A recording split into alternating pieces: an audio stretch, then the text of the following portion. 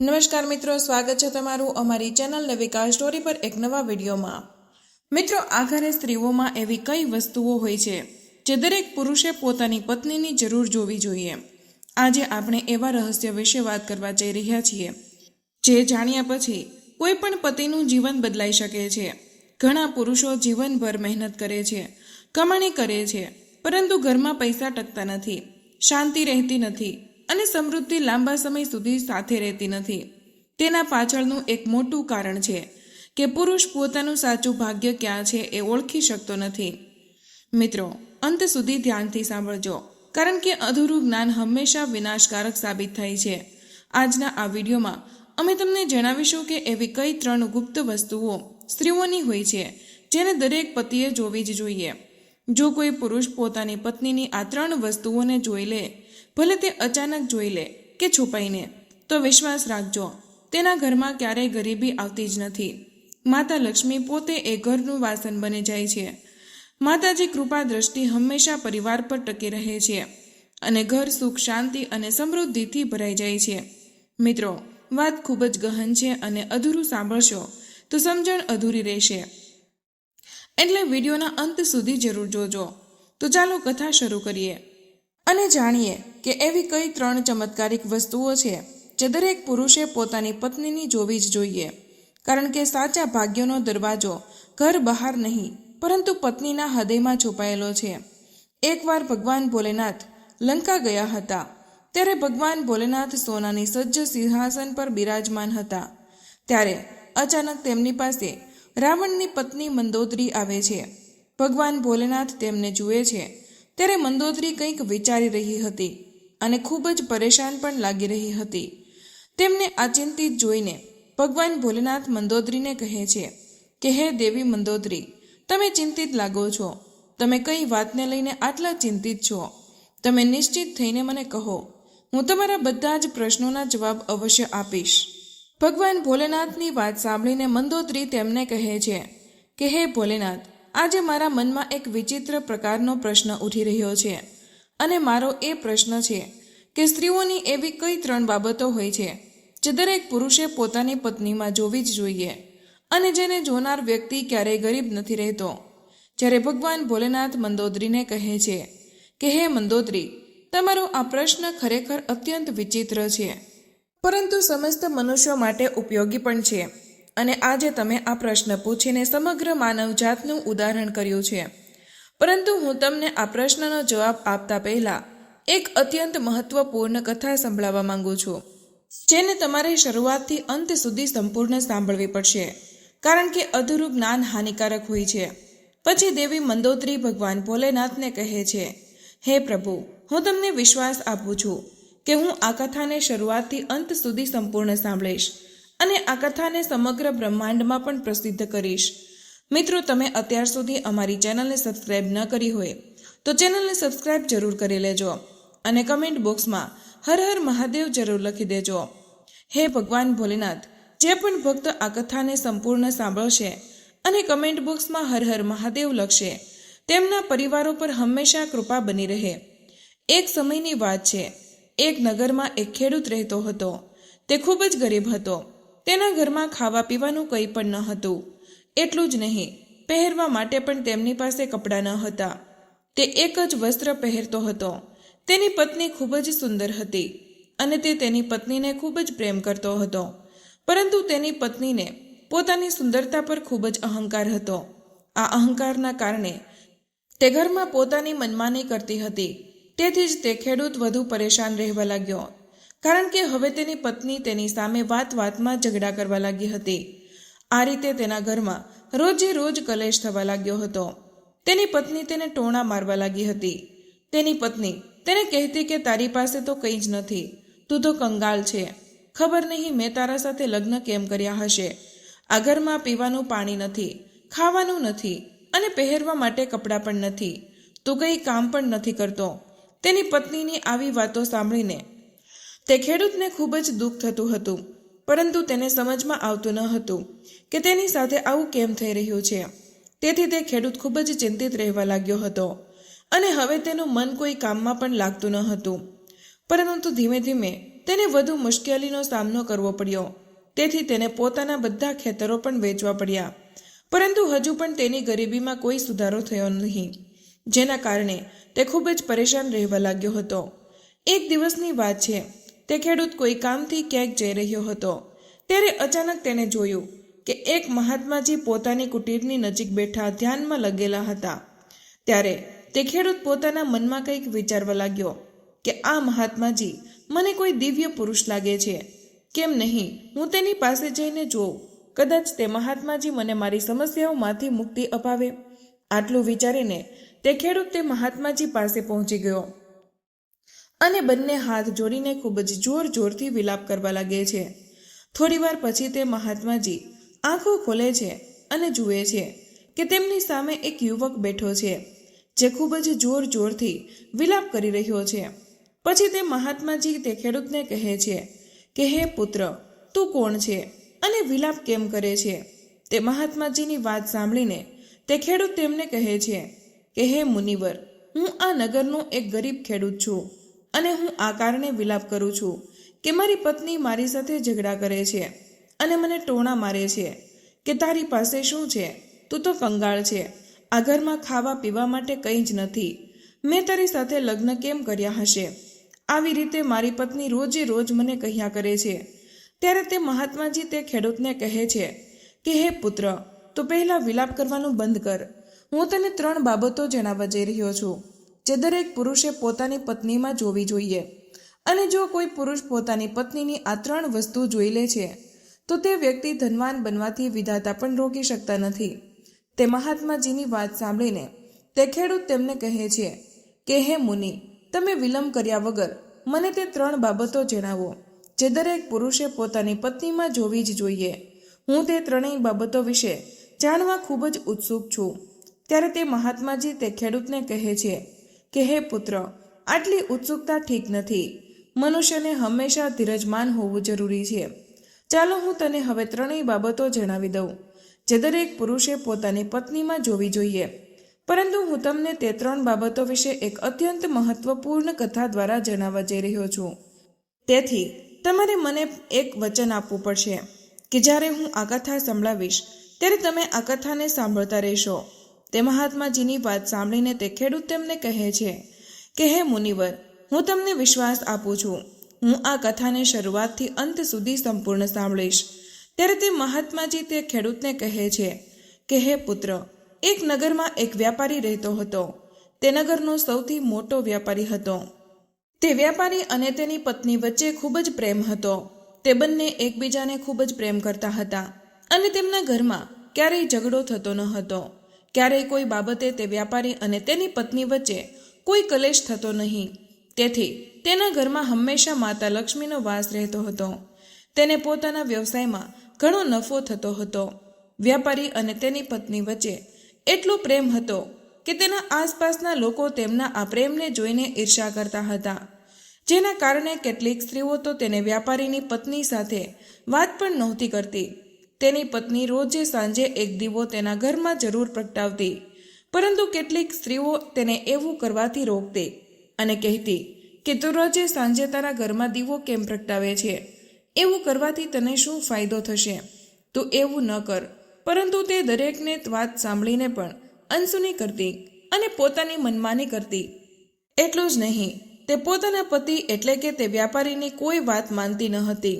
તે પોતાની મરજી મુજબ ઘર ચલાવતી અને તે વ્યાપારી પણ પોતાની પત્નીને કોઈ કામ કરવાથી મનાઈ કરતો ન હતો, કારણ કે તે વ્યાપારી ખૂબ જ બુદ્ધિમાન હતો. તે સારી રીતે જાણતો હતો કે જો તે પોતાની પત્નીને કોઈ કામ કરવાથી મનાઈ કરશે તો નિશ્ચિત જ છે કે તે બંને વચ્ચે ઝઘડો થશે અને રોજે રોજ કલેશ થશે, જેના કારણે તેનું ધ્યાન વ્યાપારમાં સારી રીતે નહીં લાગે અને વ્યવસાયમાં નુકસાન થવા લાગશે. સાથે સાથે તે વ્યાપારી પોતાની પત્નીને છોડવા પણ માંગતો ન હતો, કારણ કે તે પોતાની પત્નીને ખૂબ જ પ્રેમ કરતો હતો. પરંતુ તેની પત્ની તેને વધુ પ્રેમ કરતી ન હતી. માત્ર તે વ્યાપારી સામે દેખાવ કરતી હતી અને પોતાના પતિથી નારાજ પણ થઈ જતી હતી. પરંતુ કોઈક રીતે તે વ્યાપારી પોતાની પત્નીને મનાવી લેતો. આ રીતે દિવસો પસાર થતા ગયા અને તે વ્યાપારી પોતાની પત્ની સાથે સુખીથી જીવન વ્યતીત કરતો હતો. પછી ધીરે ધીરે આ વાત આખા નગરમાં ફેલાઈ ગઈ અને હવે તે નગરના બધા જ લોકો તે વ્યાપારી અને તેની પત્નીના આ પ્રેમનું ઉદાહરણ આપવા લાગ્યા. પછી જ્યારે આ વાત તે નગરના રાજાને ખબર પડી, વ્યાપારી અને તેની પત્ની એકબીજાને ખૂબ જ પ્રેમ કરે છે, ત્યારે તેને પોતાના સૈનિકોને બોલાવ્યા અને તેમને કહ્યું કે જાઓ, તે વ્યાપારી અને તેની પત્નીને મોટા આદર સત્કાર સાથે રાજમહેલમાં લઈ આવો અને તેમનું સન્માન કરવા માંગીએ છીએ, પરંતુ તમે તેમને કંઈ પણ ન કહેતા. રાજાની આજ્ઞા માનીને સૈનિકો તે વ્યાપારીના ઘરે ગયા અને તેના ઘરનો દરવાજો ખખડાવવા લાગ્યા. થોડીવાર પછી તે વ્યાપારી તેના ઘરનો દરવાજો ખોલે છે તો તે જુએ છે કે તેની સામે રાજાના સૈનિકો ઊભા છે. ત્યારે તે વ્યાપારી તે સૈનિકોને કહે છે, તમે આજે મારા ઘરે કેમ આવ્યા છો? પછી તે સૈનિકો કહે છે કે ચાલો, રાજા સાહેબે તમને પોતાના રાજમહેલમાં બોલાવ્યા છે. રાજાના તે સૈનિકો તે બંનેને પોતાની સાથે રાજમહેલમાં લઈ આવે છે. રાજમહેલમાં પહોંચીને રાજા તે વ્યાપારી અને તેની પત્નીનું સારી રીતે અતિથિ સત્કાર કરે છે. પછી તેમને થોડું દાન આપે છે, જે મળીને તે વ્યાપારી અને તેની પત્ની ખૂબ જ ખુશ થઈ જાય છે અને પ્રસન્નતાપૂર્વક પોતાના ઘરે ચાલ્યા જાય છે. તે નગરનો રાજા સમગ્ર નગરમાં એવી જાહેરાત કરાવે છે કે આજની રાતના રોજ સમગ્ર નગરમાં બધા લોકોના ઘરમાં તે વ્યાપારી અને તેની પત્ની વચ્ચે એટલો પ્રેમ હોવાના કારણે દીપ પ્રગટાવવામાં આવે, જેથી તે વેપારી અને તેની પત્ની વચ્ચેના પ્રેમની પ્રશંસા થાય. રાજાનો આદેશ સાંભળીને તે નગરના બધા જ લોકોના ઘરોમાં દીપક પ્રગટાવવામાં આવે છે. પરંતુ થોડી વારમાં નગરના બધા જ ઘરોના દીવા બુઝાઈ ગયા, પરંતુ તે વેપારીના ઘરનો દીવો હજુ પણ પ્રકાશિત હતો અને તેનો પ્રકાશ દૂર દૂર સુધી ફેલાઈ રહ્યો હતો. નગરના રાજાએ મનમાં વિચાર્યું કે હવે હું બહાર જઈને જોઉં કે કોણ કોણ પોતાના ઘરમાં દીવો પ્રગટાવે છે અને કોનો દીવો હજુ પણ પ્રગટાવી રહ્યો છે. એવું વિચારીને રાજા પોતાના મહેલમાંથી બહાર આવીને નગર તરફ જોવા લાગ્યો. ત્યારે તેને દેખાયું કે નગરમાં કોઈના ઘરમાં દીવો પ્રકાશિત ન હતો, પરંતુ તે વેપારીના ઘરમાં પ્રગટેલો દીવો હજુ પણ પ્રકાશિત હતો. રાજા હજુ નગર તરફ જોઈ રહ્યા જ હતા કે ત્યારે જ તેની રાણી આવી ગઈ. ત્યારે રાણીએ રાજાને કહ્યું, રાણીજી, નગર તરફ જુઓ. નગરના બધા જ ઘરોમાં કોઈ દીવો નથી પ્રગટી રહ્યો, પરંતુ તે વેપારીના ઘરમાં દીવો હતો, હજુ પણ પ્રકાશિત છે. એટલે સ્પષ્ટ છે કે તે વેપારી અને તેની પત્ની વચ્ચે કેટલો પ્રેમ છે અને તેમના વચ્ચે એટલો પ્રેમ હોવાનું કારણ તે વેપારી છે, કારણ કે તે ખૂબ જ બુદ્ધિમાન છે અને પોતાની સમજદારીથી પોતાનું ઘર ચલાવે છે. પરંતુ રાણી રાજાની વાત સાંભળીને સહેમત ન થઈ અને રાજાને કહ્યું કે હે મહારાજ, હું તમારી વાત સાથે સહેમત નથી. મારા મતે તે વેપારીની પત્ની તેનું કારણ છે. આ વાતને લઈને રાજા અને રાણી વચ્ચે ઘણો સમય સુધી વાદ વિવાદ ચાલ્યો અને છેવટે લડાઈ થઈ ગઈ. પછી રાજાએ રાણીને કહ્યું, આપણે બંને કેમ લડી રહ્યા છીએ? કેમ આપણે તે વેપારી અને તેની પત્નીની પરીક્ષા લઈએ, જેથી આપણે સ્પષ્ટ થઈ શકીએ કે તેમના વચ્ચે એટલો પ્રેમ હોવાનું કારણ શું છે? રાણીએ રાજાની વાત માની લીધી અને કહ્યું કે ઠીક છે, હું પહેલાં તે વેપારીની પત્નીની પરીક્ષા લેવા માંગુ છું. પછી રાજા પણ કહે છે કે ઠીક છે રાણીજી, તમે જેવું ઈચ્છો તેવું વેપારીની પરીક્ષા લઈ શકો છો. પરંતુ રાણી કેટલાક સૈનિકોને બોલાવે છે અને તેમને કહે છે કે જાઓ, તે વેપારીને કહો કે જો તે પોતાની પત્નીને મારી નાખશે તો હું તેની સાથે લગ્ન કરી લઈશ અને રાજાને બંધક બનાવીને જેલમાં પૂરી દઈશ. રાજાના સ્થાને તેને સિંહાસન પર બેસાડી દઈશ. રાણીનો આદેશ મળતા તે સૈનિકો તે વેપારીના ઘરે પહોંચે છે. સાંજ પડવા આવી હતી અને વેપારીની પત્ની ક્યાંક ગઈ હતી, પરંતુ વેપારી થોડો બીમાર હોવાથી ઘરમાં જ હતો. પછી તે સૈનિકો વેપારીના ઘર પાસે પહોંચીને દરવાજો ખખડાવવા લાગ્યા. દરવાજો ખખડાવવાનો અવાજ સાંભળીને વેપારી કોઈક રીતે દરવાજો ખોલે છે.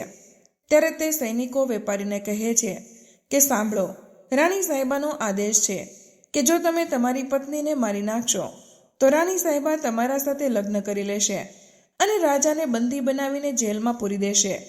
પછી તમને રાજાના સ્થાને સિંહાસન પર બેસાડી દેશે. આ નગર પર તમારું રાજ્ય થશે. તે સૈનિકોની વાત સાંભળીને વેપારી સ્પષ્ટપણે કહે છે કે જાઓ, રાણી સાહેબાને કહો કે હું મારી પત્નીને કોઈ પણ સંજોગોમાં ગુમાવવા માંગતો નથી, કારણ કે હું મારી પત્નીને ખૂબ જ પ્રેમ કરું છું અને જો કોઈએ મારી પત્નીને નુકસાન પહોંચાડવાનું વિચાર્યું તો મારાથી ખરાબ કોઈ નહીં હોય. અને રાણી સાહેબા સાથે લગ્ન કરવાની વાત છે તો તમે રાણી સાહેબાને કહો કે હું કોઈ પણ સંજોગોમાં તેમની સાથે લગ્ન કરવા માટે તૈયાર નથી. ભલે તેઓ મને પોતાનું સિંહાસન આપે, હું મારી પત્નીનું સ્થાન કોઈને આપી શકું નહીં. પછી તે વેપારીની વાતો સાંભળીને તે સૈનિકો રાજમહેલ પહોંચે છે અને રાણીને વેપારી દ્વારા કહેલી વાતો જણાવે છે. પછી રાજા રાણીને કહે છે કે જોયું ને કે તે વેપારી કેટલો સમજદાર છે અને એટલે સ્પષ્ટ છે કે વેપારી અને તેની પત્ની વચ્ચે એટલો પ્રેમ હોવાનું કારણ તે વેપારી જ છે, કારણ કે તે પોતાની પત્નીને ખૂબ જ પ્રેમ કરે છે. રાજાની વાત સાંભળીને રાણી કહે છે, તમે આ કેવી રીતે કહી શકો છો? તમે હજુ સુધી તે વેપારીની પત્નીની પરીક્ષા તો લીધી જ નથી. પછી રાજા કહે છે, ઠીક છે, હું તારા મનને શાંત કરાવવા માટે તેની પત્નીની પરીક્ષા લઈ લઉં છું. પછી રાજા પણ કેટલાક સૈનિકોને બોલાવે છે અને તેમને કહે છે કે જાઓ અને આ નગરના રહેતા તે ધનવાન વેપારીની પત્નીને કહેજો કે જો તે પોતાના પતિને મારી નાખશે તો હું તેને મારી રાણી તરીકે સ્વીકાર કરી લઈશ અને તેને હંમેશા મારી પત્ની બનાવીને રાખીશ. આજ્ઞા માનીને તે સૈનિકો તે વેપારીના ઘર તરફ નીકળી પડે છે. જ્યારે તેઓ વેપારીના ઘરે પહોંચે છે ત્યારે જુએ છે કે તે વેપારીની પત્ની પાણી લઈને આવી રહી હતી. ત્યારે તે સૈનિકો વેપારીની પત્નીને કહે છે, રાજા સાહેબનો આદેશ છે કે જો તમે તમારા પતિને મારી નાખશો તો રાજા સાહેબ તમારી સાથે લગ્ન કરશે અને તમને રાણી બનાવીને રાખશે. રાજાના સૈનિકોની વાત સાંભળીને વેપારીની પત્ની મનમાં વિચારે છે કે રાજા મારી સાથે લગ્ન કરવા તૈયાર છે તો હું મારા પતિને મારી નાખું. એવું વિચારીને તે સૈનિકોને કહે છે કે ઠીક છે, હું મારા પતિને મારી નાખવા માટે તૈયાર છું. ત્યારે સૈનિકો પૂછે છે કે રાજાને કેવી રીતે ખબર પડશે કે તમે તમારા પતિને મારી નાખ્યો છે? ત્યારે વેપારીની પત્ની કહે છે કે સાંજે જે હું રોજે દીવો પ્રગટાવું છું તે થોડી વાર પછી હું મારા પતિને મારી નાખીશ અને દીવો બુઝાવી દઈશ. ત્યારે તમે સમજી લેજો કે મેં મારા પતિને મારી નાખ્યો છે. રાજાના સૈનિકો આ વાત રાજાને જણાવે છે. જ્યારે રાણી આ વાત સાંભળે છે ત્યારે તેને સ્ત્રી જાતિ પરથી ઘૃણા થાય છે. પછી રાજા રાણીને કહે છે કે આ સમય વધારે વિચારવાનો નથી. આપણે તે વેપારીના જીવ બચાવવા વિશે વિચારવાનું છે, કારણ કે તેની પત્ની ખૂબ જ નિર્દય હતી. તે ચોક્કસપણે પોતાના પતિને મારી નાખશે. આજે આપણી લીધે તે વેપારીનો જીવ જોખમમાં છે. પછી રાજા તરત જ સૈનિકોને કહે છે કે ઝડપથી જાઓ અને તે વેપારીની પત્નીને કહો કે તે વેપારીને મારે નહીં. રાજાનો આદેશ માનીને તે સૈનિકો દોડતા વેપારીના ઘરે પહોંચે છે. ત્યારે જુએ છે કે તે વેપારીની પત્નીએ પોતાના પતિને દિવસમાં જ મારી નાખ્યો હતો. ત્યારે તે સૈનિકો વેપારીની પત્નીને ઠપકો આપતા કહે છે કે તમે તો અમને કહ્યું હતું ને કે તમે વેપારીને સાંજે મારી નાખશો, પરંતુ તમે દિવસમાં કેમ મારી નાખ્યો? રાજાના સૈનિકોની વાત સાંભળીને વેપારીની પત્ની કહે છે કે મારે તો મારા પતિને મારવો જ હતો અને હું આ પહેલાં જ કરવા માંગતી હતી, પરંતુ મને કોઈ સારો મોકો મળ્યો ન હતો. એટલે મેં વિચાર્યું કે દિવસમાં મારી નાખું અને સાંજે આજે દીવો બુઝાવી દઉં અને દીવો સાંજ થતાં જ બુઝાવી દઈશ. તો સૈનિકો મેં મારા પતિને મારી નાખ્યો છે, તો હવે રાજા સાહેબ મને પોતાની રાણી બનાવશે. ત્યારે સૈનિકોએ કહ્યું, આ તો તમે રાજા સાહેબને પૂછી લો. પછી વેપારીની પત્ની અને તે સૈનિકો રાજમહેલ પહોંચે છે અને તે સૈનિકો રાજા સાહેબને બધી જ વાત જણાવે છે. જે સાંભળીને રાજા સાહેબ ખૂબ જ ક્રોધિત થાય છે અને વેપારીની પત્નીને બંદી બનાવીને જેલમાં નાખી દે છે. દોસ્તો, ભગવાન ભોલેનાથજી દેવી મંદોદરીને કહે છે કે હે દેવી મંદોદરી. મહાત્માજી તે કિસાનને કહે છે કે હે પુત્ર, ચાલો હવે હું તમને એ 3 બાબતો જણાવું જે દરેક પુરુષે પોતાની પત્ની વિશે જાણવી જોઈએ અને જેને જાણીને તેના ઘરમાં ક્યારેય કલેશ નહીં થાય. તો પહેલી બાબત એ છે કે પોતાની પત્ની ક્યાંથી આવી રહી છે, ક્યાં ક્યાં સમય પસાર કરે છે, કોની સાથે મળે છે, કોની સાથે વાતો કરે છે, કોને પોતાનો સમય આપે છે, તે જોવું જોઈએ. જે પુરુષ પોતાની પત્નીની આ 3 બાબતો જુએ છે તેના ઘરમાં ક્યારેય કલેશ થતો નથી અને તેની પત્ની પર તેનું નિયંત્રણ રહે છે. બીજી વસ્તુ છે, દરેક પુરુષે પોતાની પત્નીમાં આ 3 વસ્તુ જરૂર જોવી જોઈએ. પહેલી વાત, પ્રત્યેક પુરુષે પોતાની પત્નીની બોલચાલ જોવી જોઈએ કે તે કેવી રીતે બોલે છે, પતિની વાત માને છે કે નહીં અને તેની ઇજ્જત કરે છે કે નહીં. બીજી વાત, પ્રત્યેક પુરુષે પોતાની પત્નીની હલનચલન પર ધ્યાન રાખવું જોઈએ. જે સ્ત્રીઓ પોતાના મન મુજબ ઘર ચલાવે છે અને પતિની વાત ન માને, તેમનો અંત પણ વ્યાપારી જેવો જ થાય છે. ભગવાન ભોલેનાથે દેવી મંદોદરીને કહે છે કે હે મંદોદરી, હવે તમને તો તમારા દરેક પ્રશ્નોના જવાબ મળી ગયા હશે. ત્યારે મંદોદરી કહે છે કે હે પ્રભુ, આજે તો તમે મને ખૂબ જ મહત્વપૂર્ણ જ્ઞાન આપ્યું છે. હું તમને વચન આપું છું કે આ જ્ઞાનનો પ્રચાર હું સમસ્ત બ્રહ્માંડમાં ફેલાવીશ. મિત્રો, તમને આ કથા કેવી લાગી કમેન્ટ કરીને જરૂર જણાવજો. પસંદ આવી હોય તો લાઈક અને તમારા મિત્રો સાથે શેર કરજો.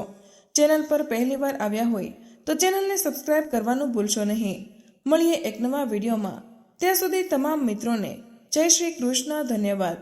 વિડીયોના અંત સુધી બન્યા રહેવા બદલ તમારો ખૂબ ખૂબ આભાર.